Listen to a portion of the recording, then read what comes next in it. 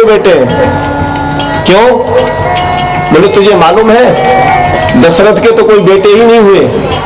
बोले फिर क्या हुआ? बोले उनके गुरुजी ने यज्ञ कराया और यज्ञ कराने से जो खीर मिली उसको खा के पैदा हुए। ये तुझे कहां से मालूम? बोले मेरी सास ने बताया। ए दो दशरथ के बेटा, ए दो दशरथ के बाल मरालिन एकल जोटा, बाल मरालिन। और जानते हो किस लिए आए हैं? बोले किस लिए आए? बोले हमारे यहाँ नहीं आए। बोले कैसे आए? बोले तो विश्वामित्र की रक्षा के लिए आए थे और इनको जैसे ही पता चला तो हमारे जनकपुर में आ गए हैं कि हमारी श्री किशोरी का स्वयंवर हो रहा है, स्वयंवर देखने के लिए आए हैं। तो एक सखी ने कहा, अरे सखी जानती हो मुझे तो ऐसा लगता है हम तो महाराज जनक से चल करके कह दें कि आप तो एक काम करो, आपने जो प्रण किया है कि जो धनुष को तोड़ेगा उस सीता उसी के गले में बलमाला डालेगी, हम सब मिलकर के चले और जनक राजा से कहें कि आप अपनी प्रतिज्ञा को छोड़ दो और बगैर धनुष तोड़े आपको इतना सुंदर वर मिल गया है तो सीता से कह दो कि बरमाला राम के गले में डाल दे, उनका विवाह हो जाए। इतने सुंदर राम जी।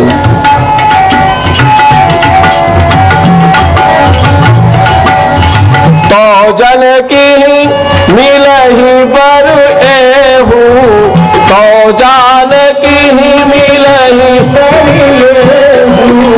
नाही न आने यहाँ संदेह, नाही न आने यहाँ संदेह। तो एक सखी ने कहा, अरे सखी ये क्या चाहती है तू? ऐसा क्यों सोचती है कि ऐसा हो जाए? ऐसा क्यों विचार करती है? तो एक सखी ने कहा, बोले हम इसलिए चाहते हैं कि अगर हमारे महाराज के दामाद हो जाएंगे ना तो हमारी श्री किशोरी जी को लिवाने के लिए अयोध्या से आया करेंगे। तो जब श्री किशोरी जी को लेने के लिए अयोध्या से आएंगे तो जब जब ये आया करेंगे तब तब हम इनका दर्शन किया करेंगे।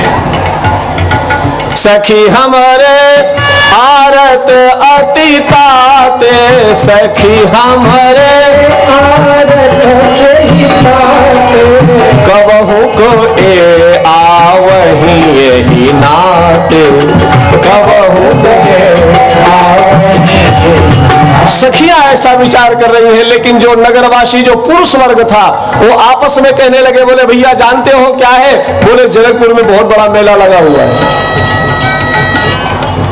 जनकपुर में बहुत बड़ा मेला लगने जा रहा है और चलो सब देख करके आए। तो लड़कों ने कहा, देखो भाई जनकपुर में मेला लगा है तो उसमें खर्च के लिए जेब में पैसे चाहिए, हम लेकर के नहीं आए, ऐसे ही चले आए। भगवान की कथा में कभी जाओ तो खाली हाथ नहीं जाना चाहिए, कुछ लेकर के जाना चाहिए, खाली हाथ नहीं जाना चाहिए। एक फूल ही लेकर के जाओ, भगवान के मंदिर में जाओ, किसी महात्मा के पास में जाओ तो चाहे जो कुछ लेकर के जाओ, खाली हाथ कभी नहीं जाना चाहिए। लेकिन जनकपुर वासियों ने कहा ये ऐसा मेला है जहां पैसे की कोई आवश्यकता नहीं, ऐसे ही दर्शन मिलेंगे। लागल जनकपुर में मेला देखे के हमरा मनवा करेला, लागल जनकपुर में लागल जनकपुर में मेला देखे के हमरा मनवा करेला, लागल जनकपुर में मेला देखे के हमरा मनवा करेला। पैसा न लागे कौड़ी न लागे, पैसा न लागे कौड़ी न लागे, पैसा न लागे कौड़ी न लागे, पैसा न लागे कौड़ी न लागे, लागई न एक अधेला देखई के हमरा मनवा करेला, लागई न एक अधेला देखई के हमरा मनवा करेला। लागल जनकपुर में मेला देखई के हमरा मनवा करेला, लागल पश्चिम दिशा से एक साधु बाबा आए, पश्चिम दिशा से एक साधु बाबा आए, संग में लाए दुई चेला देखई के हमरा मनवा करेला, संग में लाए दुई चेला देखई के हमरा मनवा करेला। लागल जनकपुर में मेला देखई के हमरा मनवा करेला। लागल जनकपुर में मेला देखई के हमरा मनवा करेला।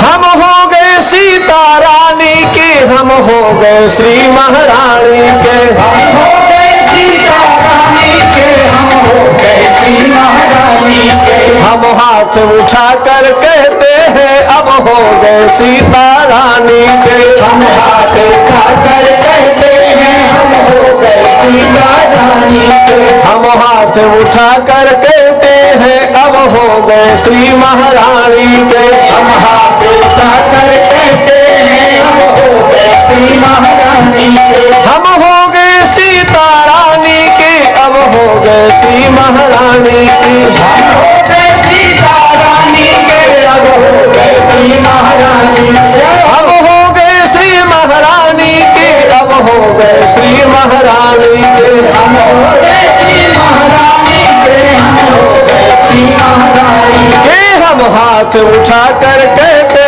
हैं अब हो गए सीता रानी के।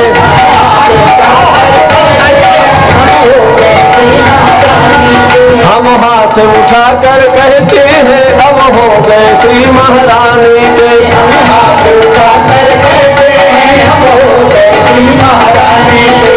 बोले श्री सीता मैया की पति होगा वो मेरी पीड़ा को समझ रहा होगा कि नहीं समझता होगा। पूजन करने के लिए आई है, हाथ में थाल है और थाल लेकर के सखियों के साथ में 8 सखी दाहिने हैं और 8 सखी बाएं की तरफ है।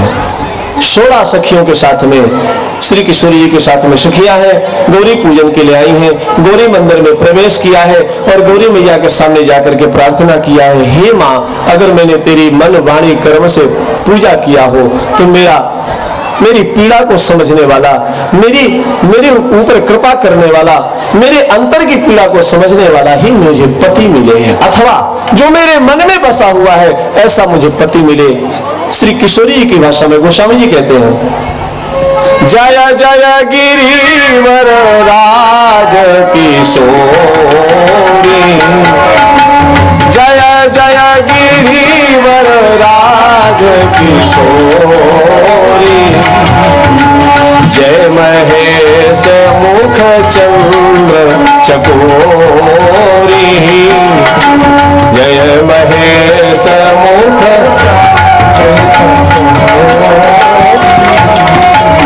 जय गज बदन खड़ान। 3 परिचय होते हैं।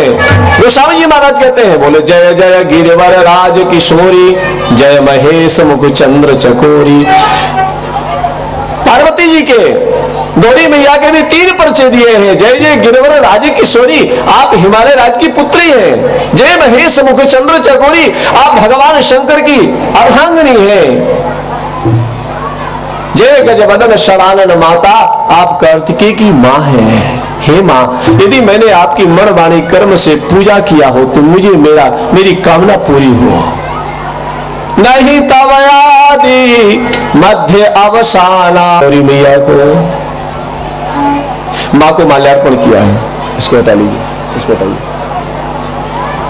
और मां को माला पहनाई, पूजन किया, तिलक किया है, भोग लगाया है, आरती किया है। और आरती करते समय इतना प्रेम था, पूजा में इतना प्रेम था मां के चरणों में, श्री किशोरी जी के प्रेम को देख करके गौरी मैया के गले की माला टूट करके श्री सीता जी के आंचल में आकर के गिर गई है। जानकी मेरा आशीर्वाद है, तेरी पीड़ा को समझने वाला तुझे तेरा पति प्राप्त होगा।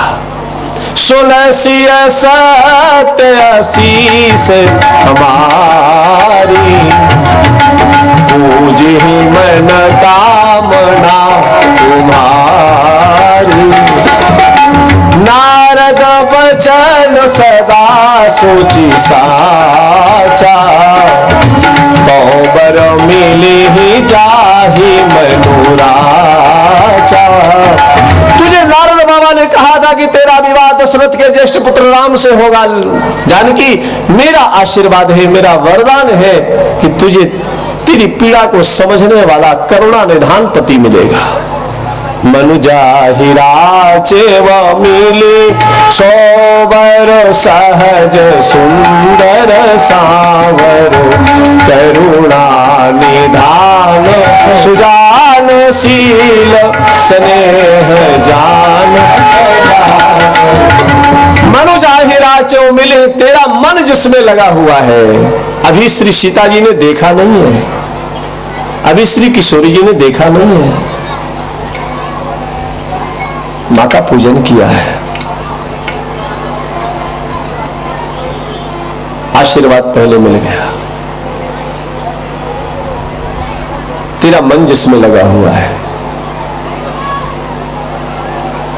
एक सखी आई, श्री किशोरी जी से कहा, अरे पूजा बाद में कर लेना ना, चलो मैं पहले तुमको कुछ दिखाऊं। बहुर गौर कर ध्यान करे हूं, भूप किशोर देख किन ले हूं। दो निधि आए हैं, जानकी तू चलना उधर देख ले पहले। श्री किशोरी जी ने दृष्टिपात उधर किया। वृक्ष की ओट से, पुष्पों की ओट से भगवान श्री राम दिख पड़े और भगवान श्री राम का जैसे ही दर्शन हुआ, गोस्वामी जी कहते हैं श्री किशोरी जी ने अपने नेत्र बंद नहीं किए हैं, पलके नीचे नहीं झपक रही, पलके नीचे नहीं आ रही। क्यों? इनके पूर्वज महाराज निमि, जहां से निमि वंश प्रारंभ हुआ, उनको किसी महर्षि ने श्राप दिया था, आज के बाद से प्रत्येक जीव के पलकों में ही तुम्हारा वास होगा। तो निमि महाराज और दामान और लड़की सामने, तो हम बीच में क्यों आए? तो पलक नीचे नहीं गिर रही, श्री किशोरी देख रही है। अथवा श्री किशोरी जी ने भगवान श्री राम को देखा और देख करके आंखों के माध्यम से भगवान श्री राम को हृदयंगम कर लिया। लोचन मग राम ही उर आनी, लोचन मग राम ही उर आनी, दीन है पलक कपाट सयानी। भगवान श्री राम को देखा था उस दिन से, अथवा जब से नारद जी के मुख से सुन रखा था, तब से भावना हृदय पर थी कि मेरी पीड़ा को समझने वाला, मुझे समझने वाला, मुझे मेरा पति प्राप्त हो, सुंदर हो। ऐसा चिंतन श्री किशोरी जी के हृदय पर था। पार्वती मैया ने कहा, तेरा मन जहां लगा हुआ है वो पति ही तुझे मिलेगा।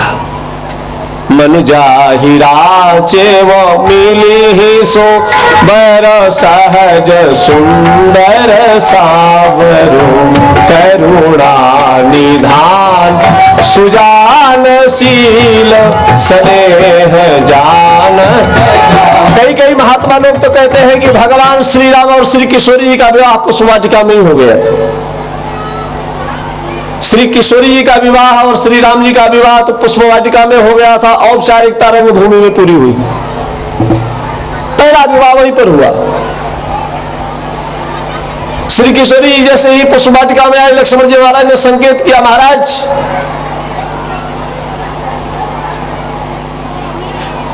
किसी महिला की आने की आवाज है। तो भगवान श्री राम ने कहा, मुझे भी सुनाई पड़ रहा है, कंकन किंकर नूपुर धूम सुन कहत लखन सम राम हृदय गुण।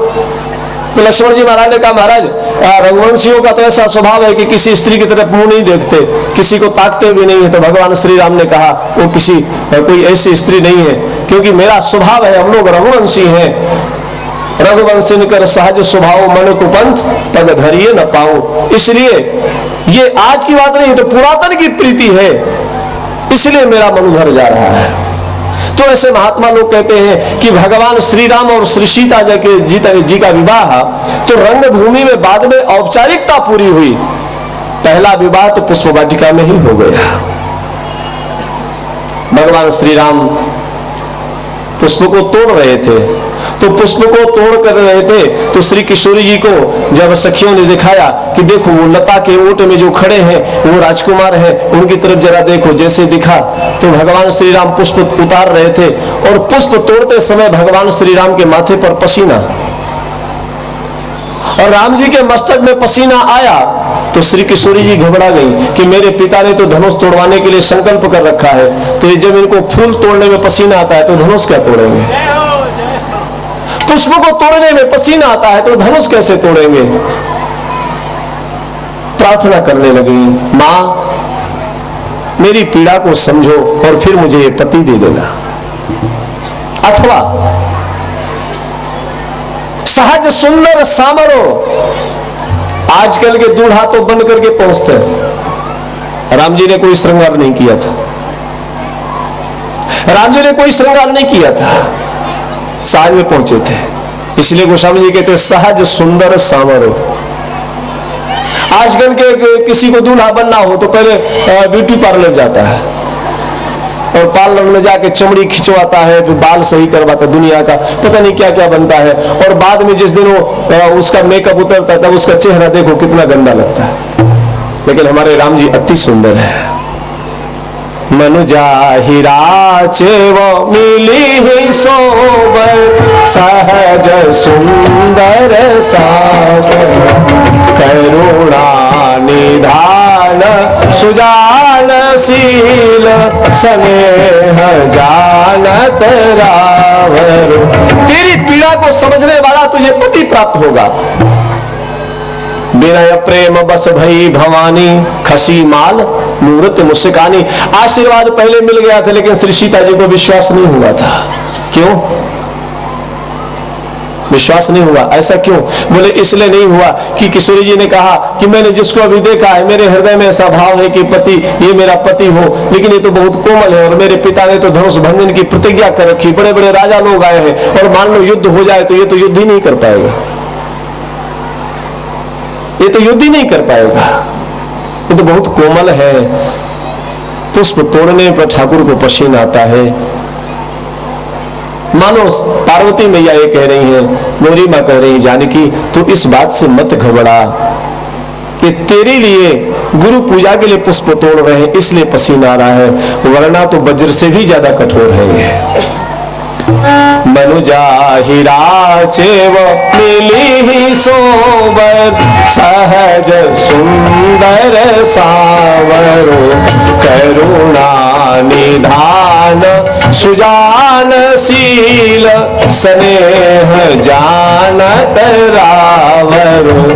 यही भांति गौरी आशीष सुन सिय सहित हिया हरसी अली, तुलसी भवानी पूज पुनि पुनि मुदित मन मंदिर चली, तुलसी भवानी पूज पुनि पुनि मुदित मन मंदिर चली। श्रीजान गौर अनुकूल सियहि हरस न जाइक, मंजुल मंगल मूल अब ये बाम अंग फरकन लगे।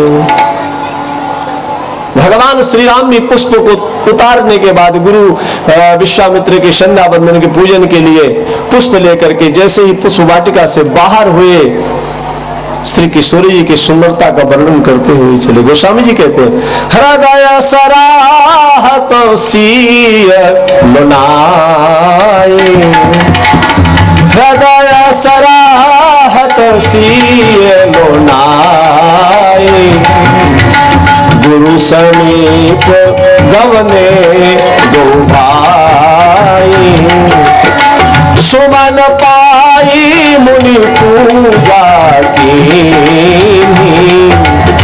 मुनि आशीष तू भाई नदी, सुमन पाई मुनि पूजा की, मुनि आशीष दू भाई नदी। आशीर्वाद दिया। रंग भूमि आए दो भाई, आश सुधि सब पुरवा से निपाई। जैसे रंगभूमि में पधारे भगवान श्री राम गुरुदेव के साथ में, जनक राज ने विचार किया इनके लिए एक सुंदर मंच, सबसे बड़ा जो मंच था उस पर बिठाला गया। सब मंचन ते मंच एक सुंदर विशद विशाल, गुरु समेत दो बंधुतः बैठारे महिपाल। गुरु के निकट बिठाला है भगवान श्री राम और लक्ष्मण जी महाराज को। सबसे सुंदर मंच बताया है। भक्त का स्वभाव है अपने भगवान के लिए सबसे सुंदर जगह में बिठालता है, लेकिन आज के भक्तों का स्वभाव है कि भगवान को सबसे रद्दी जगह में बिठाला जाता है। अपने लिए बड़े बड़े कमरे बनेंगे, ड्राइंग रूम, बेडरूम सब बनाए जाते हैं, लेकिन भगवान के लिए एक छोटा सा तखा बना दिया जाए, ऊपर रख दिया जाए। जनकराज जी महाराज जैसे भक्त नहीं है। क्यों? हमारे आपके हृदय में भक्ति नहीं है, इसलिए भगवान को ताखे में बिठालते हैं, वरना अपने घर में इतनी जगह बनी रहती है, सुंदर जगह पर बिठा लो। सब मंचन ते मंचेक सुंदर विशद विशाल, गुरु समीप दो बंधुतः बैठा रे महिपाल।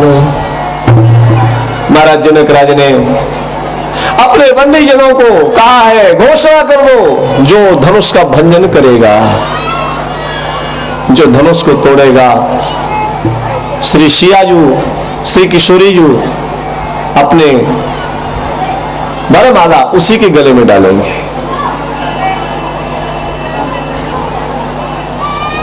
बोले बंदी बचन वर सुनऊ सकल महिपाल, पन विदेह कर काई हम भुजा उठाई विशाल।